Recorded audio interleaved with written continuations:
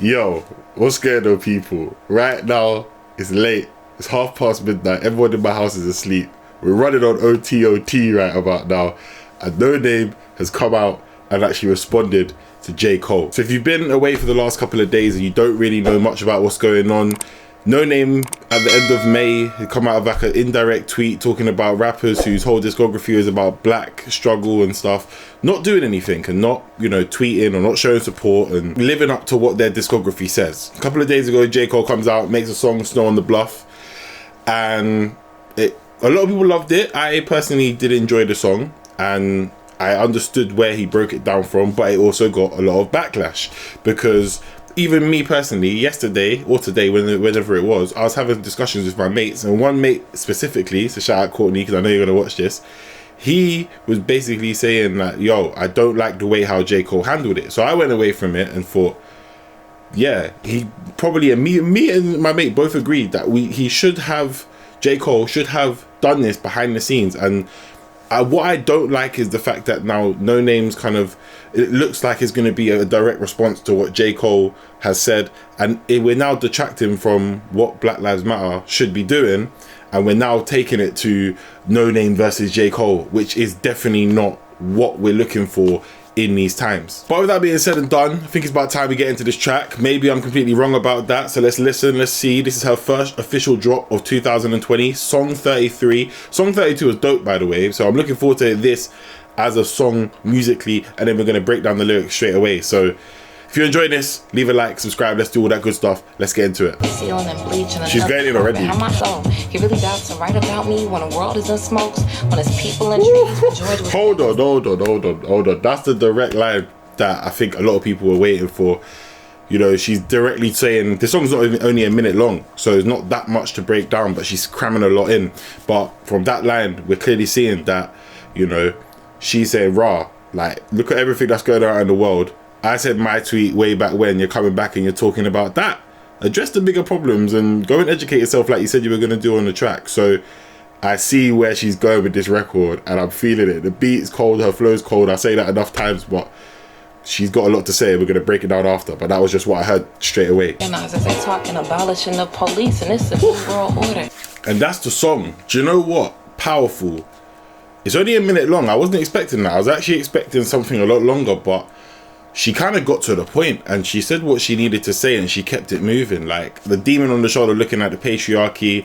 So she's saying, oh, look, here's like in a sense, maybe like a man kind of trying to tell her, like, I don't like your tone, but it's like, she's basically saying, be quiet to that. Don't want to hear that. She also talks about the story of Toyin, who was a young woman who was found dead after she had gone missing for about a week in a tragic story. And Toyin had previously gone on to Twitter to talk about how she was molested by a man who had offered initially to help her to move. And when noname says, why don't Toyin embody all the life that she wanted, or something along those lines, and she's saying that, she's been rocked by that, she's given her own pain and she's putting she's putting that onto the track. And I feel like it was powerful that she kind of went that direction first and kind of said, listen, there's other things that are going on.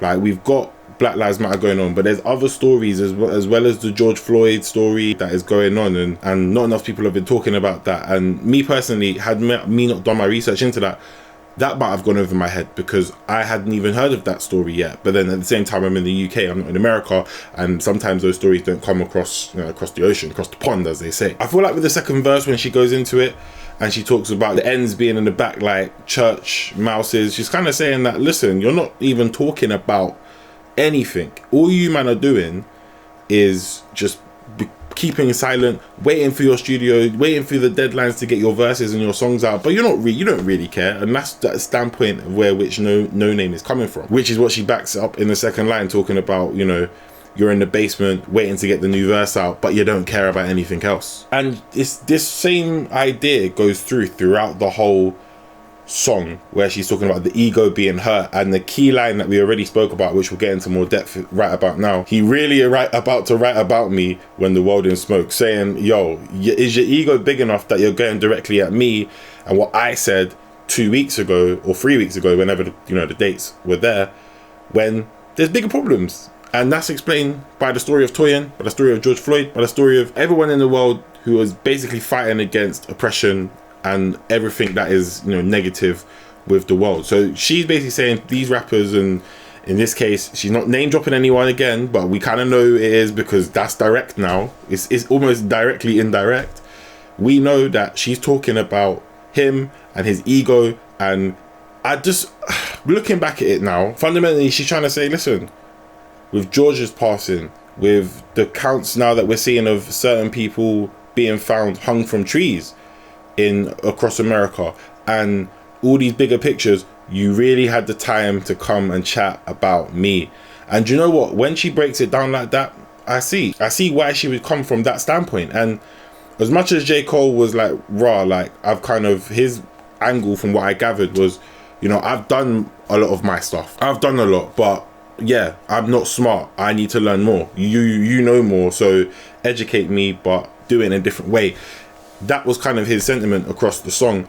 It makes sense why noname would come back with such a pretty much very poignant, sharp response at what he's saying, because she's basically making it a centralized, personalized thing for him, where she's saying, you know, your ego is big enough, or have I bruised your ego?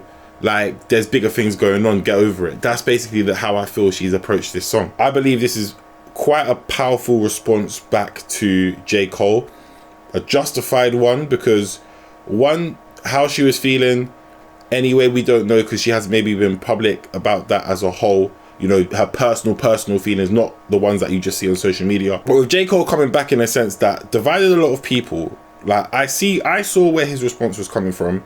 A lot of people did too, but there was a school of thought that didn't. And that school of thought after this song, I believe, is going to get bigger, because they're going to say, yeah, maybe J. Cole did approach this in the wrong way.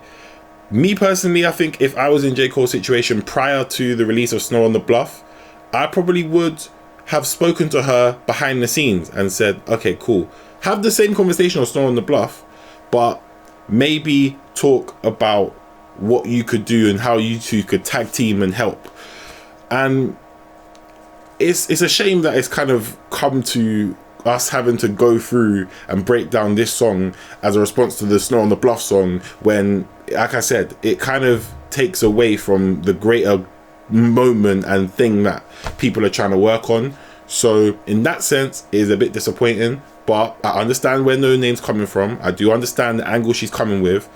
I do see where J. Cole was coming with on Snow on the Bluff, but sometimes it's just got to be a behind the scenes thing. Musically, I think the song was great. I think she is very sharp, to the point, succinct. There isn't much else that we can really break down.